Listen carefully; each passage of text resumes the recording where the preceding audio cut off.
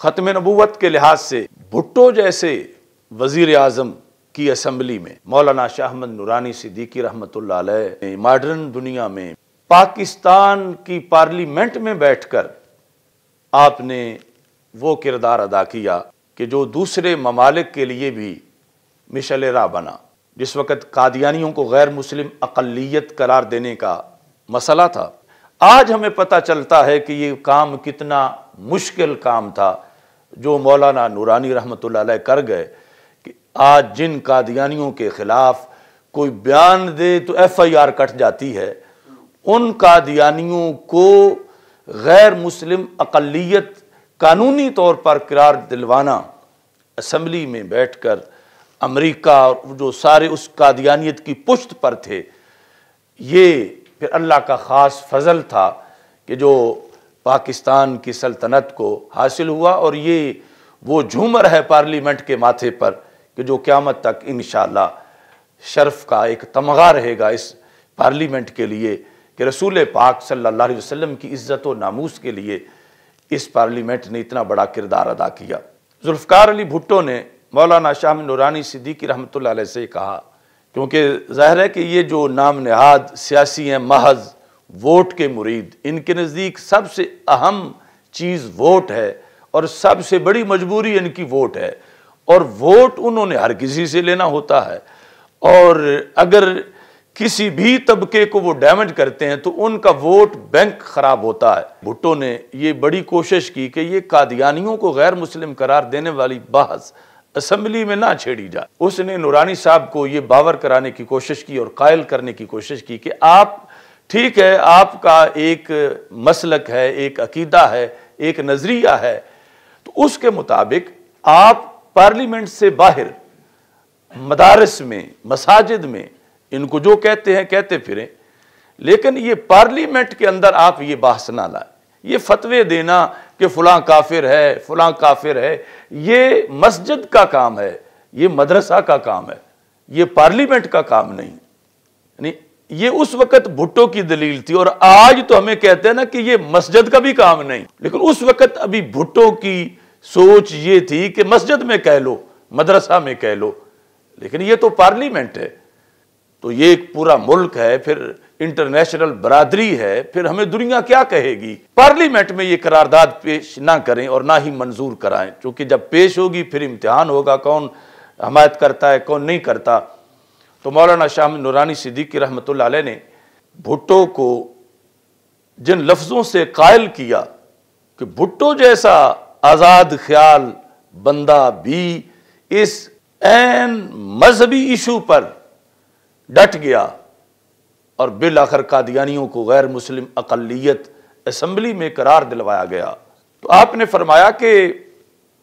जुल्फ़िकार अली भुट्टो, तुझे मुंतखब किया है इन नुमाइंदों ने जिनको अवाम ने वोट दे के मुंतखब किया, तू इन बंदों का मुंतखब है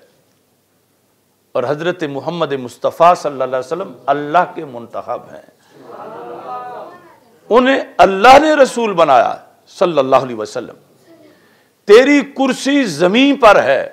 उनकी कुर्सी अर्शे बरी पर है। अब तू इस मुल्क का मुंतखब वजीर आजम है। अगर कोई बंदा आज इस्लामाबाद में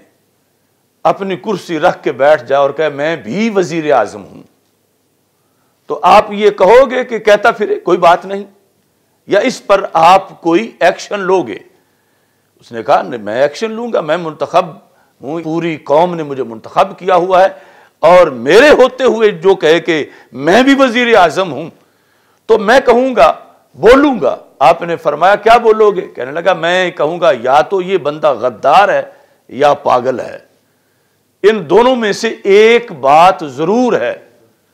तो मौलाना शाह अहमद नूरानी ने फरमाया तुझे लोगों ने मुंतखब किया,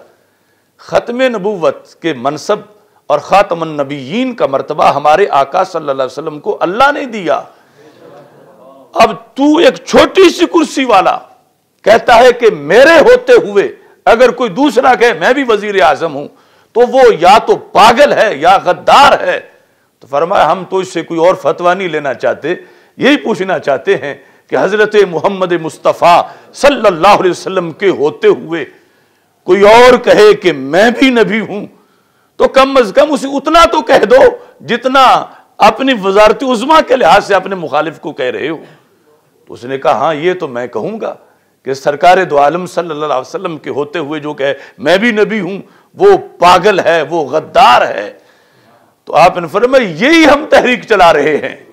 यानी हजरत मोहम्मद मुस्तफ़ा सल्लल्लाहु अलैहि वसल्लम खातमुन नबीयीन हैं, और आपके होते हुए ये काना दज्जाल ये कहता है मैं भी नबी हूं, और फिर ये लोग उसकी तबलीगें करते फिर रहे हैं। ये है हमारा इनसे झगड़ा। इस तरह यानी वो जो एक बहुत बड़ा मजहबी फरीज़ा था, उसके लिए मौलाना शाह अहमद नूरानी सिद्दीकी रहमतुल्लाह अलैह ने भुट्टो को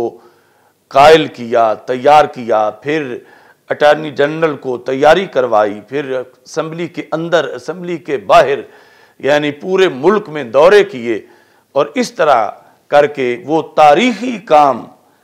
अल्लाह ताला ने इनसे करवाया कि जिस दिन से वो हुआ उस दिन से आज तक यूरोपीय यूनियन का कोई भी वफद आए पाकिस्तान में, या यूरोपीय यूनियन का जब भी कोई इजलास हो पाकिस्तान के हवाले से, तो उसमें ये बात सर फहरिस्त होती है कि ये जो कादियानियों को गैर मुस्लिम अक़लियत करार दिलवाया गया है पाकिस्तान की असम्बली से, किसी तरह इसको वापस करवाया जाए। यानी वो आग लगाई बातिल के खिरमन को मौलाना शाह नूरानी सिद्दीकी रहमतुल्लाह अलैह ने, कि उसको बुझाने के लिए दिन रात अमेरिका और उसके हवारी लगे हुए हैं, चूंकि ये सबसे बड़े दुश्मन हैं इस्लाम के और पाकिस्तान के, ये कादियानी जो हर वक्त साजिशों में मसरूफ़ रहते हैं, और इनके पीछे सारी गैर मुस्लिम कुव्वतें इनको सपोर्ट कर रही हैं, और पूरी दुनिया में इनको जिस शख्स ने नकेल डाली थी उसको शाह अहमद नूरानी सिद्दीकी कहा जाता। यानी 5-5, 6-6 घंटे मुनाजरे किए यूरोप में कादियानियत पर, यहाँ तक कि कादियानी किताबें छोड़ के भागने पर मजबूर हुए। मौलाना शाह अहमद नूरानी सिद्दीकी रहमतुल्लाह अलैह ने इस अंदाज में ख़त्म नबूवत के लिहाज से काम किया।